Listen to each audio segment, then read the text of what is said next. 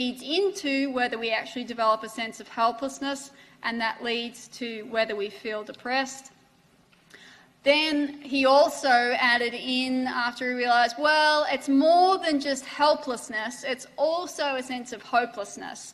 And so that's why we added in here aversive, we have personal, global and stable attributions, and a sense of helplessness and hopelessness, and then this leads to depression. And so this is really the current model by Seligman in terms of learned helplessness. So we're going to watch a brief video, and I want you to pay attention to the different dimensions of attributions that are covered in this video in terms of somebody that has learned helplessness versus somebody who has learned optimism.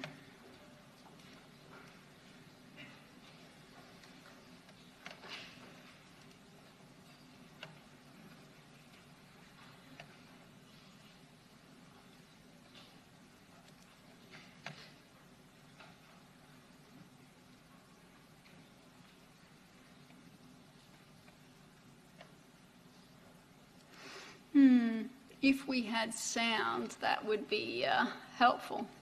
Let me see if that worked.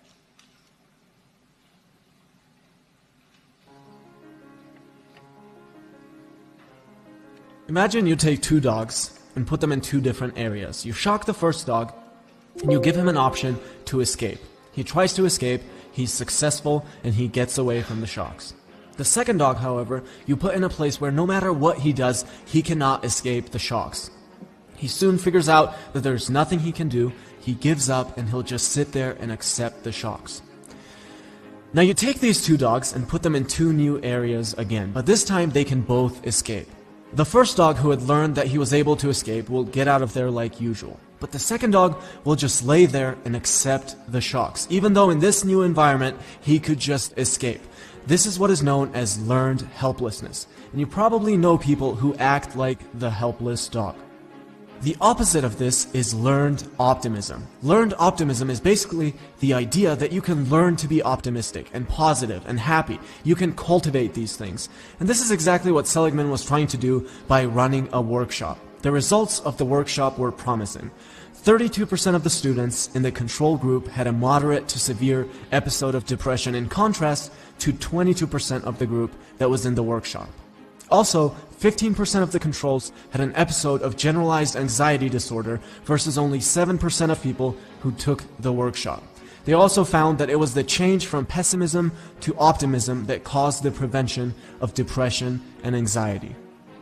And these studies are great, but even when I look at my own life, happiness, positivity, optimism, these are the things that I've had to learn and that I have to keep cultivating. When I was a kid, I hated my life. I was constantly depressed and anxious. I had suicidal thoughts for the majority of my childhood, but that's all gone now, and my life just keeps getting better. But this is something that you need to put effort into. This is something that can be learned. So now let's look at the benefits of optimism. Optimists on average achieve more, have better overall health, and just lead a more enjoyable life.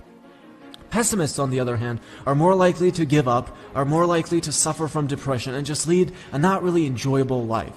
And the big difference between pessimists and optimists comes from their explanatory styles about whether things are permanent, pervasive, and personal. So let's say you walk up to a girl and you just get humiliated and rejected. If you're a pessimist, you'll think that it's permanent. I'll never be able to attract a girl. If you're an optimist, you'll think that it isn't permanent. There are going to be plenty of girls who like me. If you're a pessimist, you'll think that it's pervasive. I'm just not an interesting person. If you're an optimist, you'll think that it isn't pervasive. It was just one isolated situation. It doesn't mean that I'm not interested. If you're a pessimist, you'll think that it's personal. I'm ugly. Of course she's going to humiliate me. If you're an optimist, you'll think that it isn't personal. Well, she might have been in a bad mood. And I've seen this so many times. If you have a pessimistic explanatory style, you're going to have your soul crushed. Every single friend I've had who was good with women always had an optimistic explanatory style. So optimism is much more helpful to you than pessimism, but you also need balance. Just like with everything else, you need balance. Otherwise, you can get really delusional and actually end up hurting yourself. Imagine if you have a really bad business idea and you're just a naive optimist. The business isn't going anywhere, but you say, well, this isn't permanent. And you keep wasting resources on a stupid idea. You've put in 6 months already and it hasn't gone anywhere, and you say, well, it's just this part of the project that's slow, but the project as a whole is amazing. Or you try to get support and no one wants to go along with your terrible idea, and you say, well, they were probably just in a bad mood today. I don't know if I would call this person an optimist or just an idiot. The biggest problem with optimism is when it's not balanced, because you might end up not taking responsibility when you need to. So I would absolutely recommend being optimistic, but at the same time balancing it out with pessimism. Or not even pessimism in my opinion, but just simply realism.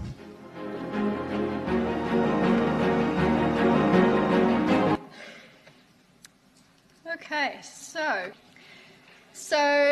what you would have noticed as we were watching that video, the dog who doesn't try to escape, so that in that brief video was an example of learned helplessness. Learned, no matter what happened, that little dog had no capacity to escape. This in the video was contrasted to learned optimism, that we can learn to change our views of situations. The thought that I'm just not an interesting person, that's pervasive and a global attribution that was applied in the one specific instance of the female not agreeing to go out on a date. I'll never be able to attract a girl, so that's that permanent, stable, like never be able to, just based on this one instance. I'm ugly, that's an example of a personal attribution, and again would feed into more a degree of depression. And so that video sort of shows you the learned helplessness attributions that go along with that theory. And you can see how these cognitive processes actually do feed into the emotional response that we feel. And so this is what Beck actually termed the cognitive triad, where these negative thoughts are precisely what is feeding into the emergence of a depressive episode. And so in this cognitive triad, it's negative views about the world, oneself, and also the future, and that this is what actually feeds into depression. So we have this negative triad, this pessimistic view of self, world, and future. This feeds into negative beliefs and thoughts, and also that might have been triggered also by negative life events. So this theory recognises the influence of those negative life events as well, and how those negative life events interact with our perceptions and beliefs. And that all of this also is influenced by our cognitive biases as well, in terms of, the example here is arbitrary inference, where you've drawn a conclusion but you don't even have evidence for that conclusion, so it's overly negative thinking, and that each of these pieces feeds into depression. So this is your classic Beckian model of what actually predicts depression. Interpersonal theory, on the other hand, while Beck's theory and learned helplessness focuses on cognitions and schema, belief structures and attributions, interpersonal theory really focuses on social support in health and looking at the sparsity of social networks in depression or social skills deficits, and basically what this interpersonal theory identifies is treatment targets, because if this interpersonal difficulty is arising from problem solving, then we can apply treatment to build their problem solving skills. We can apply treatment to improve their social skills, their communication skills as well. And when we apply this to bipolar disorder, we actually know that lower social support is associated with longer episodes. So if we can boost their social support and boost social skills, we can actually improve symptom presentation, not just in depression, but also in bipolar. And so each of these etiological models actually feeds into treatment approaches. And so obviously with pharmacotherapy, our antidepressants are focusing on those neurotransmitters that have been shown to contribute to depressive symptoms. So SSRIs are much more specific and these are the more later pharmacotherapy agents for depression. Tricyclics and monoamine oxidase inhibitors were the earliest antidepressants, and these were associated with a lot more side effects than SSRIs. So typically SSRIs are the first-line pharmacotherapy, and then if they don't work, we might try some of these. But those are typically the most frequently used antidepressants. Do have to be careful though, because antidepressants may actually provoke an episode of mania in bipolar, so you certainly have to very closely monitor that in people that are at risk for potential manic episodes. This is a study that was done that actually compared pure medication treatments with psychological treatments and actually found that interpersonal therapy, cognitive behavioural therapy and antidepressants were equally effective in terms of the treatment of depressive symptoms.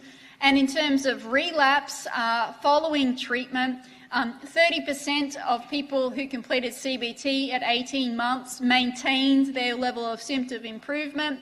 Similar levels in interpersonal therapy, and relapse rates were much higher within the medication groups, similar to a placebo group who got a sugar pill with the antidepressants. So again, it speaks to that medications are more of a band-aid than a long-term solution. We are almost out of time, so I'll take your question after the lecture if that's okay. And so with bipolar, again, really this is one of those conditions where we need medication on board. We can add our psychological treatments to improve effects, but certainly we need medications to manage the manic episodes. And the most common drug is lithium, and it's also effective for when they have co-occurring depressive symptoms as well. And if people maintain this medication, they are less likely to have relapse, but non-compliance is a problem. As I said, people think that the symptoms are gone, they're treated, they don't need to keep taking the medications, or people really like how they feel with a manic episode, and so that can also contribute to compliance issues. As with antidepressants, there are a lot of side effects with lithium, which is also why a lot of people don't want to continue taking lithium. The other piece is stigma associated with taking lithium, so a lot of people feel that being on lithium stigmatizes them for having bipolar, so that also is a contributing factor to compliance. Similar to with depression, CBT has been shown to be effective for bipolar, and also what I again come back to is really we're wanting the combination of CBT plus pharmacotherapy, which has been shown to be particularly effective in terms of reducing relapse, in improving function and symptoms, and also reduces costs in terms of service use in this condition. So thank you, and if you have questions, feel free to come up.